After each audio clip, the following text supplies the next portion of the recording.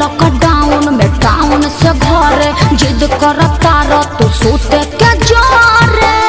अरे दूर रहा।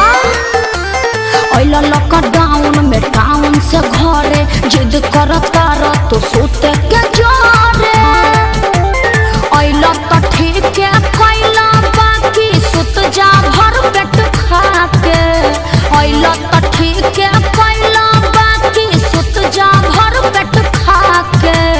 अरे बुझला जानी चुम्मा दे दा का जानी चुम्मा दे दा काहे मुँह में सैनिटाइजर लगा के।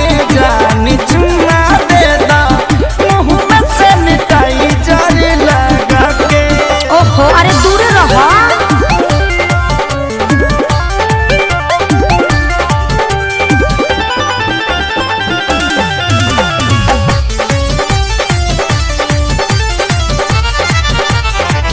तनी छुट्टी आनी कसहु लुका के। अच्छा कटा तरल आधा पेटा खा के। अच्छा कुछ दिन ना दूर हमसे रह पिया। देहिया पाया के जनी ढह पिया।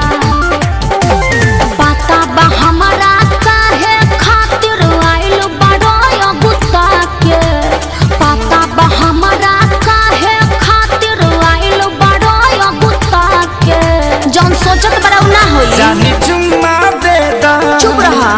जानी चुम्मा दे दा ना मनवा सैनिटाइजर लगा के। जानी चुम्मा दे दा मुँह में सैनिटाइजर लगा के।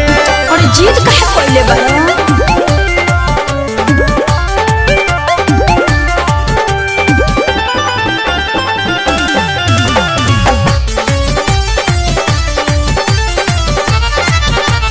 जानी सारा कार जबी राखी स्कूल में। 14 दिन रहे के पड़ी नियम और रूल में। हाँ तो घरहू में रूले में रह के पड़ी। मन बना बात तो खेसारी पछतैब। अपने तो जैब संगे घर भर ले जैब। समझ में आइल। पवन धनंजय सोनू विकास रहायो भी डरा के। पवन धनंजय सोनू विकास रहायो भी डरा के। एगो चुमे के बात बना ना भगवा। जानी चुम्मा दे दा फेर उहे बात। धनी चुम्मा दे दा मुँह में सैनिटाइजर लगा के। जानी चुम्मा दे दा मुँह में सैनिटाइजर लगा के।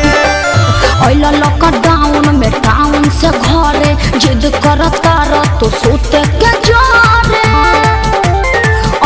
तो ठीक है कैला बाकी सुत जा भर पेट खा के। तो ठीक है कैला बाकी सुत जा भर पेट खा के।